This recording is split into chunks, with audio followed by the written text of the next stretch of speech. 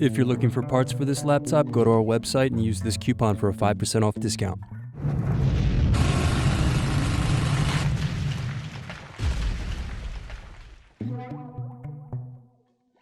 First unscrew, then use fingers to remove base cover.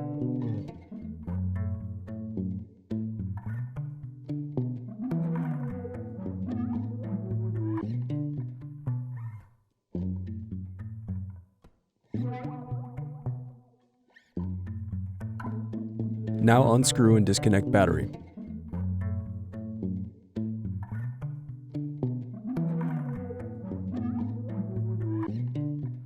Now unscrew and disconnect touchpad.